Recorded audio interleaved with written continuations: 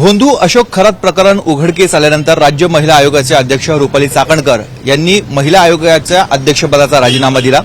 मात्र त्यांनी आता राष्ट्रवादी काँग्रेस महिला प्रदेश अध्यक्षपदाचा राजीनामा द्यावा यासाठी आता पक्षातूनच एक गट सक्रिय होत आहे। अनेक महिला आहेत, खास करून नाशिकच्या महिला आघाडीच्या जिल्हाध्यक्षा आणि इतर तालुका अध्यक्षा महिला आघाडीच्या, त्यांनी चाकणकर यांच्याकडनं राजीनामा घ्यावा, त्यांची बडतर्फी करावी अशी मागणी केली आहे। महिला अध्यक्षा आपल्या सोबत आहेत। ताई, तुम्ही जिल्ह्याच्या अध्यक्ष आहात महिला, तुम्ही ही मागणी का केली?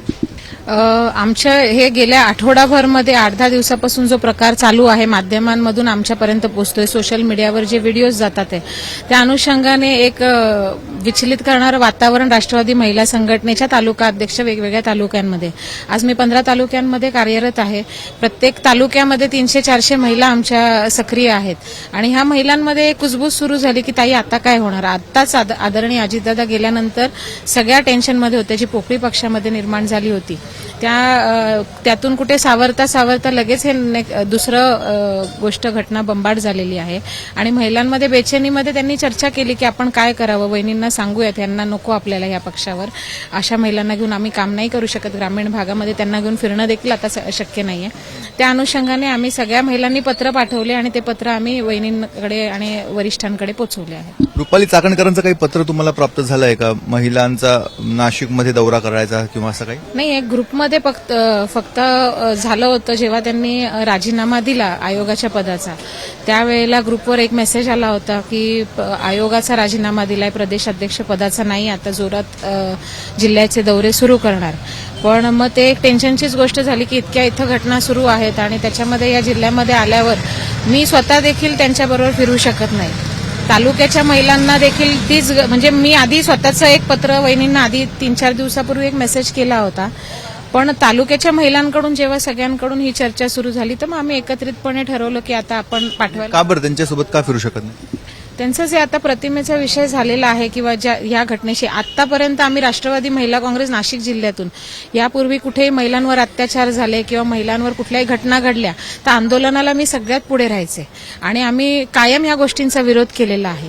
आणि आता ह्या प्रकरणामध्ये आमच्या वरिष्ठांचं जर नाव येतंय तर जरी त्या पक्षांतर्गत विषय असतील किंवा पक्षाच्या असतील म्हणून आम्ही बोलायचं नाही, हे कुठेतरी चुकीचं वाटतं।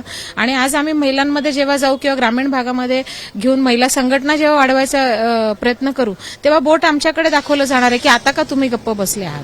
त्यामुळे कुठेतरी उत्तर आम्हाला लोकांना द्यायचं आहे, त्यामुळे आम्ही त्यांच्यासोबत नाही। मी पत्रामध्ये उल्लेख केला की अजितदादांकडे पण तुम्ही या संदर्भात मागणी केली होती। हो, जेव्हा पूर्वी हागवणे प्रकरण किंवा 1-2 प्रकरणं पूर्वी झाले त्यावेळेला देखील ज्या पद्धतीने सोशल मीडियावर त्यांचं ट्रोलिंग झालं होतं, त्यांच्या सहकार्यांकडून जे महिलांना कोणी काही पोस्ट टाकलं तर दमदाटी केली जायची, त्याचे पण माझ्या मते ते 1-2 महिला होत्या, काहीतरी सोनाली गाडे का काहीतरी होत्या, त्यांचे ऑडिओ क्लिप्स व्हायरल झाले होते।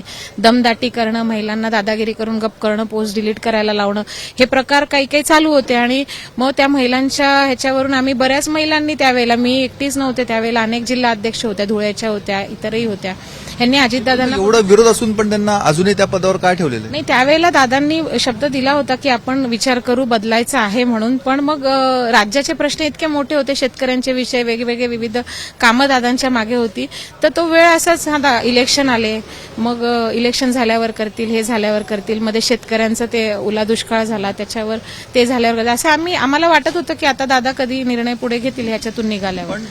आता जी गोष्ट तुम्हाला कळते आहे, स्थानिक पातळीच्या महिलांना कळते, ते तुमच्या नेतृत्वाला का कळत नाहीये? नाही, नेतृत्वाला कळत असणार निश्चितपणे, पण त्यांच्या पद्धतीने ते काय तो योग्य तो निर्णय घेतील जेव्हा कमिटी बसेल। आता मागे देखील सांगितलं की आदरणीय तटकरे साहेबांनी देखील सांगितलं की कोर कमिटी निर्णय घेणार आहे वगैरे, कोर कमिटी जेव्हा बसेल ते निर्णय घेतील अशा अपेक्षित आहे। पण आम्ही एक महिला संघटना किंवा पदाधिकारी म्हणून आमचे विचार पण पोहोचवणं गरजेचं वाटलं म्हणून आता रुपाली चाकणकर यांच्या विरोधात एक गट सक्रिय झालेला आहे, त्यांना पदावर काढावं, तुम्ही तर बडतर्फीची मागणी करता। हो, कुठला गट सक्रिय झालाय त्याचं मला इतकं माहिती नाही, मी माध्यमांच्या ह्याच्यातून पाहत राहते, पण मी माझ्या जिल्ह्याच्या वतीने मागणी केलेली आहे की आम्ही आमच्या जिल्ह्यामध्ये त्यांना घेऊन काम करू शकत नाही। मग इतर जिल्ह्या पदाधिकाऱ्यांचा तुम्हाला पाठिंबा आहे? नाही, माझं इतर जिल्ह्याच्या कुठल्याही अध्यक्षांसोबत काही बोलणं झालेलं नाहीये. मी माझे जिल्हा अध्यक्ष तुम्ही असंही म्हटलं की त्रास दिला जात होता महिलांना. यापूर्वी होते, म्हणजे काही वेगळ्या वेगळ्या जिल्ह्यामध्ये पूर्वी आम्ही 7-8 जिल्ह्याच्या अध्यक्षांनी मिळून तक्रारी केल्या होत्या अजितदादांकडे. रुपाली चाकणकरांच्या विरोधात त्यावेळेला काही त्यांच्याकडूनच महिलांना काही काही वेगवेगळ्या विषयावर हे केलं जायचं. त्या अनुषंगाने पत्र दिले होते की असं असं संघटनेमध्ये खूप गडबड चालू आहे, विचार करण्यात. काय होती गडबड? ती अंतर्गत विषय होते काही पक्षाचे, ते नाही बोलू शकत. तुम्ही देखील पदाधिकारी आहात, काय वाटतं तुम्हाला, तुमची काय? आमची भावना म्हणूनच सगळ्या महिलांनी मला काल परवापासून फोन करत होते का आपल्या जिल्हाध्यक्षांशी आपण बोलायला पाहिजे. हे प्रकरण रुपाली ताईंचं जे पेटलेलं आहे तर त्याच्याबद्दल ताईंनी अजून काही निर्णय का घेतला नाही म्हणून. आणि जेव्हा मग सगळ्यांना सांगितलं की तुम्ही स्वतः पर्सनल ताईंना फोन करा आमच्या जिल्हाध्यक्षांना, आणि मग त्याच्यानंतर मग कालचा हा निर्णय घेतला पाहिजे. एकूणच आपण बघतोय राष्ट्रवादी काँग्रेसमध्ये आता महिला आघाडीतल्या काही महिला ह्या पुढे येऊ लागलेल्या आहेत. ज्या ठिकाणाहून खराचं प्रकरण उघडकीस आलं त्याच नाशिक जिल्ह्यातल्या महिला अध्यक्षांनी पुढाकार घेतलेला आहे. सुनित्रा पवार आणि इतर राष्ट्रवादी काँग्रेसच्या प्रमुख पदाधिकाऱ्यांना पत्रव्यवहार केलेला आहे आणि रुपाली चाकणकर यांना पदावरून हटवावं, त्यांच्याबरोबर आम्ही पक्षामध्ये किंवा त्यांच्या दौऱ्यामध्ये आम्ही फिरू शकत नाही अशा स्वरूपाची त्यांनी मागणी केलेली आहे. त्यामुळे आता काँग्रेस राष्ट्रवादी काँग्रेसचे पदाधिकारी नेमका काय निर्णय घेतात हे बघणं अत्यंत महत्त्वाचं आहे. कॅमेरामॅन किरण कटारेसह मुकुल कुलकर्णी, एबीपी माझा, नाशिक. आकाश पाताळ एक करू, पण या केसमध्ये जर कोणाचा घातपात असेल, कोणाचाही बाप असला तरी त्याला खोदून काढू, सहन नाही करणार.